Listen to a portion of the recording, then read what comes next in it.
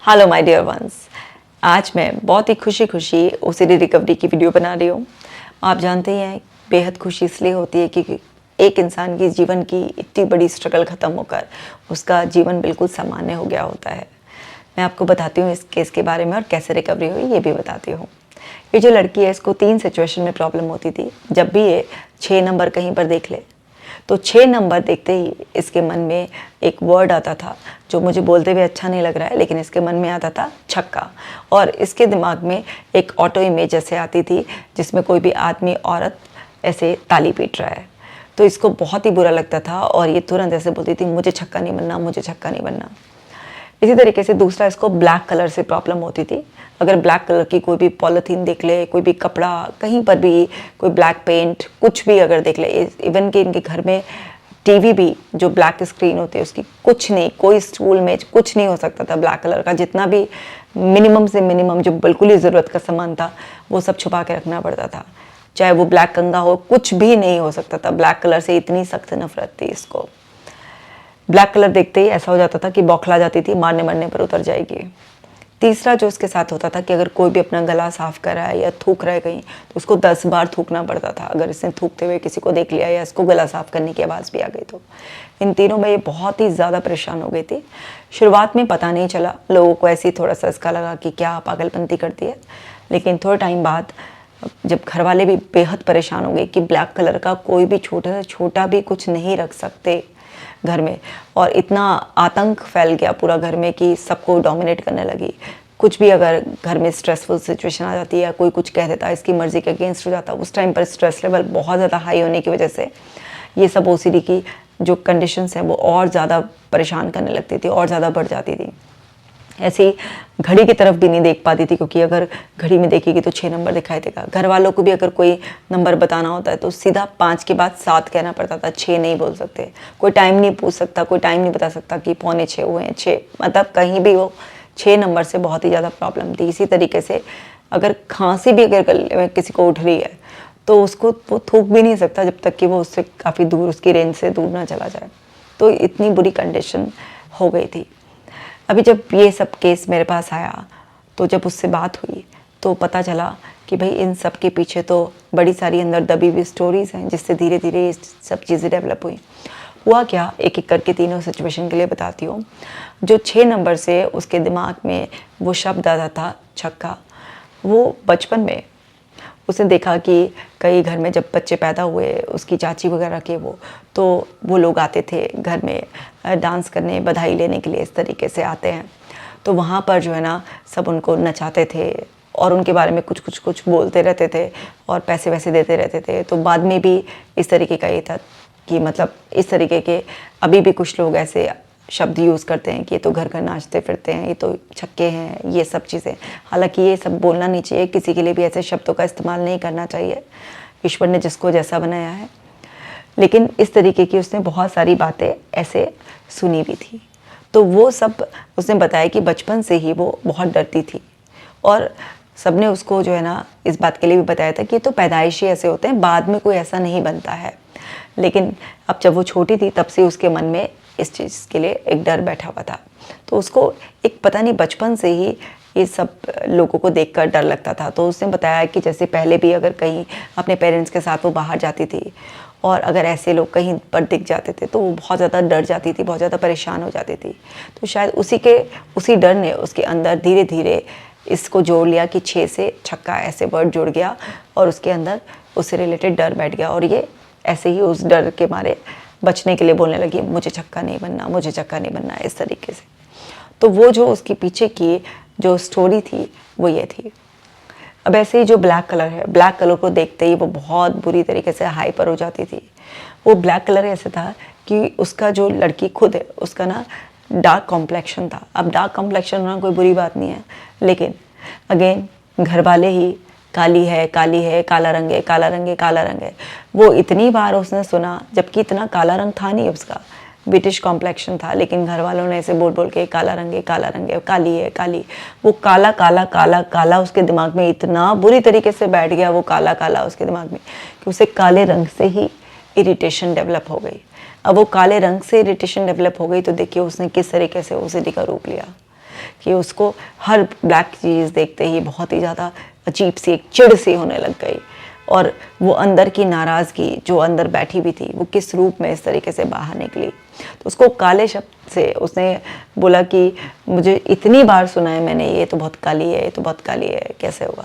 तो उसे बहुत चिढ़ बैठ गई। उसने कहा मुझे बहुत बुरा लगता था, मुझे काले रंग से शुरू से ही एक चिढ़ सी होने लग गई थी, लेकिन मैं कभी समझ नहीं पा रही थी कि ये चिढ़ एक दिन इस तरीके का ऑब्सेशन में जाएगी कि मैं कुछ भी नहीं देख पाऊंगी, क्योंकि उसको काला काला सुनना अच्छा नहीं लगता था। तो उसको पहले भी कोई काली चीज़ देखती थी तो उसे अपने कालेपन का एहसास ऐसे होने लग जाता था कि अच्छा मैं काली हूँ।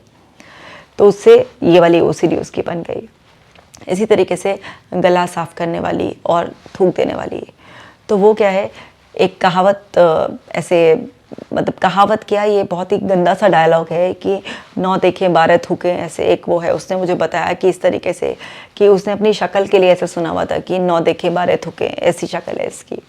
तो घर में किसी ने इस तरीके से इरिटेट होकर कभी, या कुछ इल मेंटलिटी के लोग ही हमारे घर में भी होते हैं, वो इस तरीके से ये भी नहीं देखते हैं कि बच्चों को क्या बोलना चाहिए और क्या नहीं बोलना चाहिए। इस तरीके के उसने कई बार 2-4 बार ऐसा खुद के लिए भी सुना था और दूसरे लोगों के लिए भी, अरे वो उसकी शक्ल तो ऐसी है, 9 देखे 12 थूके, ऐसे उसने वो सुना हुआ था। तो वो 9 देखे 12 थूके, वो थूके थूके वाला और खुद का काली है काली है काली है, इसके दिमाग में ऐसा बैठा कि इसके अंदर काले रंग से चिढ़ बैठ गई, इसके अंदर वो थूकने से वो बैठ गई।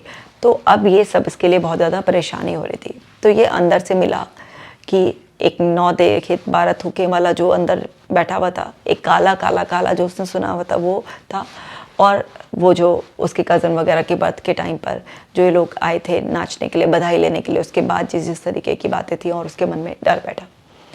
तो जब पूरा बचपन भी तलाशा गया तो उसका बचपन भी कुछ बहुत अच्छा नहीं था। हमेशा माँ बाप के प्यार से भी डिप्राइव्ड, घर में भी इसी तरीके से खुद ही फैमिली मेम्बर्स बुली करते थे उसके रंग को लेकर, कद काठी को लेकर, उसकी एबिलिटीज़ को लेकर, सारे जो भी उसके अंदर कुछ क्वालिटीज़ तो दिखाई देती नहीं थी, लोगों को कमियां कमियां दिखाई देती थी। तो उस बच्ची को घर वालों ने ही इतना बुरा फील कराया हुआ था कि उसकी सेल्फ इस्टीम की धज्जियाँ उड़ी हुई थी। उसके अंदर तमाम फियर्स थे, और क्योंकि कभी उसको कोई भी इस तरीके से इमोशनल सपोर्ट नहीं मिला, बल्कि उसका एक तरीके से हैरेसमेंट ही हुआ घर के अंदर ही। तो वहाँ पर उसके अंदर वो जो सप्रेशन हुआ, और वो कभी अपनी बात को इस तरीके से खुलकर किसी के सामने कह नहीं पाई। तो धीरे धीरे उसके अंदर वो जो गुस्सा था वो भी भरता चला गया, और उसी वजह से उसको ये बहुत ज़्यादा हाई स्ट्रेस बड़े लंबे समय तक रहा। फिर उसने बताया कि उसको स्कूल में भी पढ़ती थी तो बहुत ही ज़्यादा एंग्जाइटी रहती थी। उसको हमेशा ये लगता था कि लोग मेरी शक्ल देख रहे हैं, वो भी मुझे काली काली कह रहे होंगे, तो लोगों को मेरे अंदर कोई भी क्वालिटी नहीं दिखाई देती है। तो वो सब चीज़ें, इन्फीरियरिटी कॉम्प्लेक्स उसके अंदर बहुत ज़्यादा भर गया था। स्कूल में भी अगर कोई बच्चा या कोई भी उसको तंग करता था तो वो कभी अपने लिए स्टैंड नहीं ले पाती थी। तो वहाँ का भी गुस्सा, घर वालों से भी गुस्सा, सब कुछ उसके अंदर इस कदर भर गया था कि अब उसके अंदर वो चिढ़ बैठने लग गई, और वो धीरे धीरे उन्हीं चीज़ों से उसके अंदर वो चिढ़ बैठ गई और उसने ओसीडी का रूप ले लिया। अब घर वालों से वो वैसे तो कुछ कह नहीं सकती थी, लेकिन ये ओसीडी ताकत दे देती है।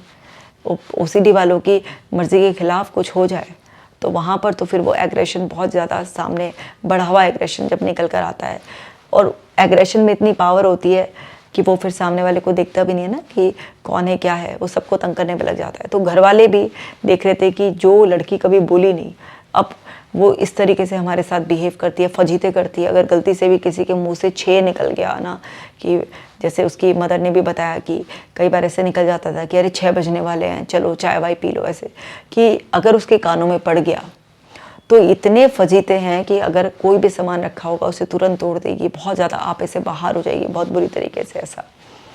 तो वो जो सब उसके अंदर गुस्सा भरा हुआ था, जो उसकी कई सालों के अंदर जो उसके साथ हुआ था, बार बार सुना था उसने, वो सब भरा हुआ उसकी वो सप्रेस्ड एनर्जी इस तरीके से निकल जाती थी। तो अब ये घर वालों के लिए भी और उसके खुद के जीवन के लिए भी बहुत ज़्यादा परेशानी बनी हुई थी।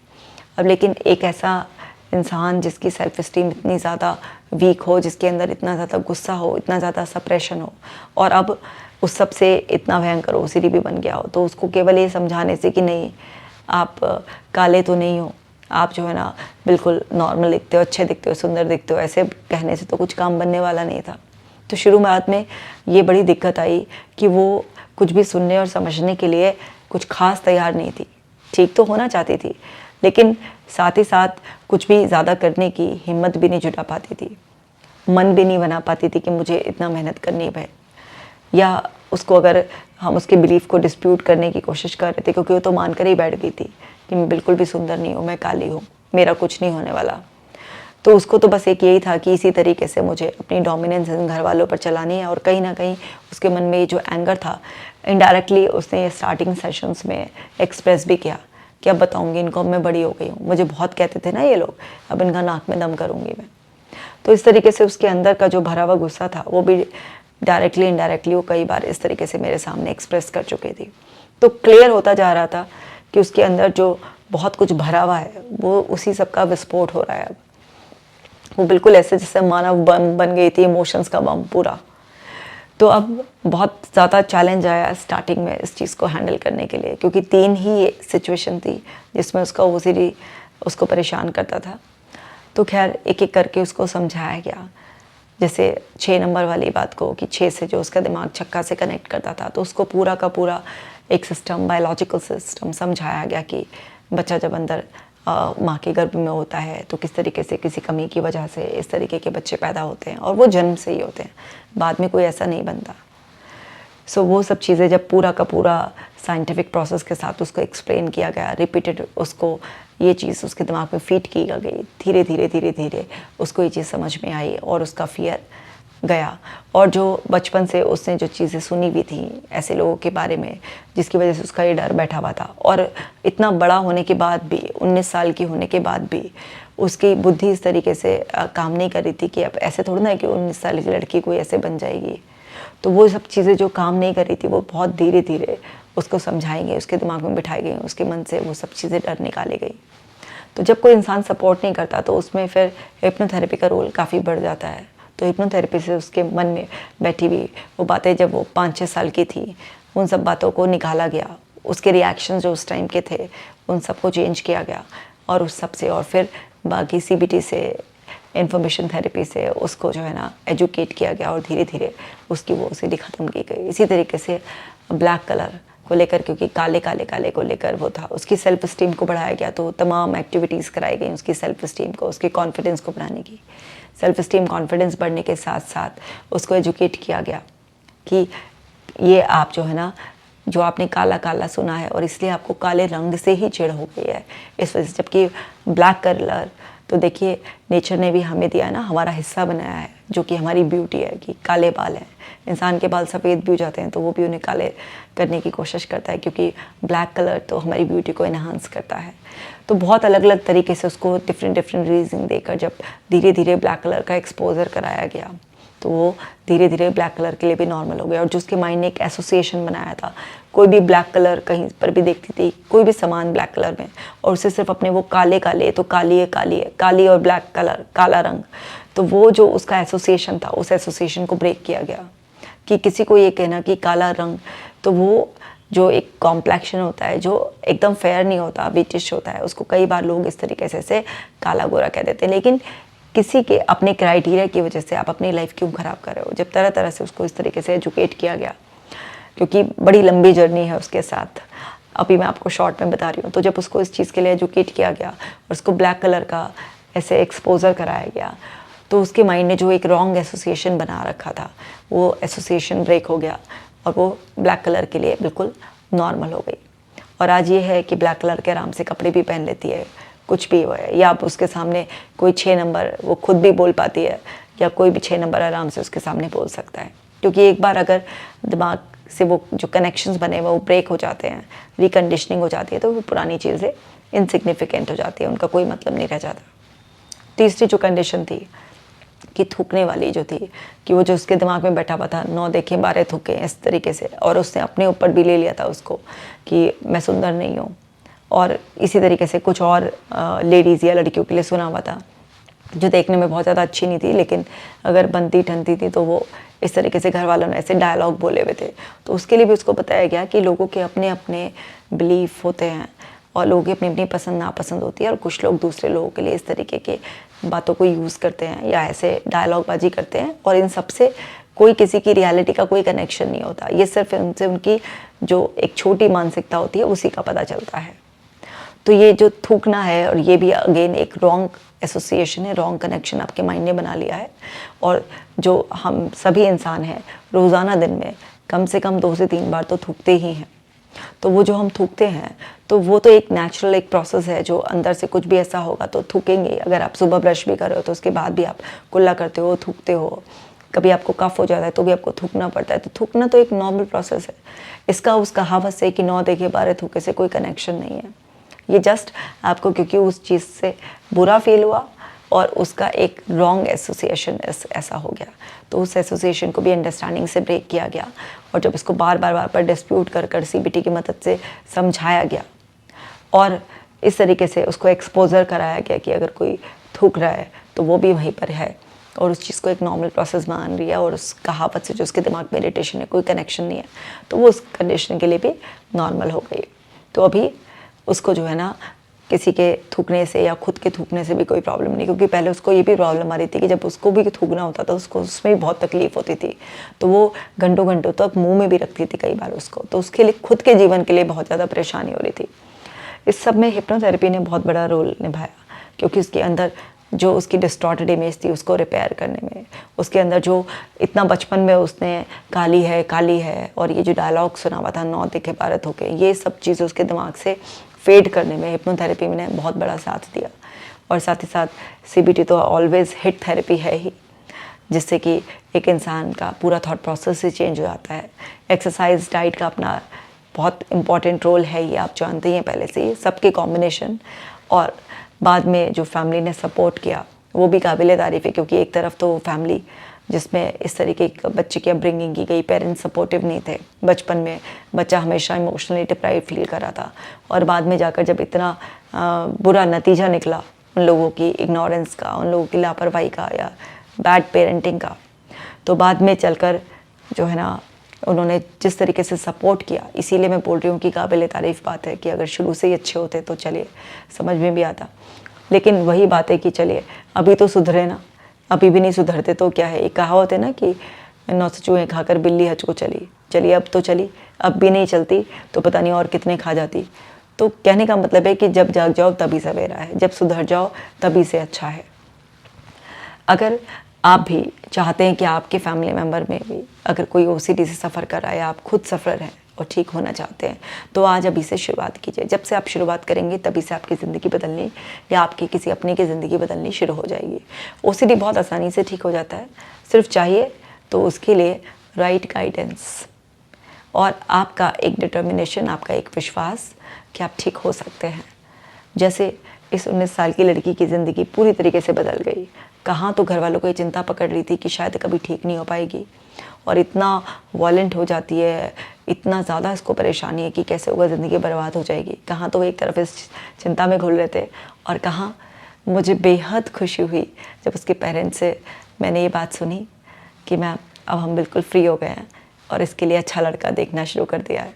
हालांकि 19 साल की बच्ची भी छोटी है शादी के लिए, लेकिन न जाने क्यों ये बात मेरे दिल को इतनी खुशी दे गई कि जहाँ तो एक तरफ किसी की ज़िंदगी बिल्कुल ऐसी थी, निराश हो चुके थे, और कहाँ एक तरफ ऐसा है कि इतनी उम्मीदें, इतनी आशा जाग जाती हैं किसी के जीवन में। वास्तव में बहुत ही लकी हूँ कि मेरा प्रोफेशन ऐसा है कि जिससे कि मेरे को मौका मिलता है किसी की ज़िंदगी संवारने का। जैसे उसकी ज़िंदगी संवरी है ऐसे आपकी भी संवर सकती है। बस जिम्मेदारी ले लीजिए अपनी ज़िंदगी की, आपको भी एक बेहतर ज़िंदगी मिल जाएगी। खूबसूरत ज़िंदगी आपका इंतज़ार कर रही है। अपना खास ख्याल रखिएगा।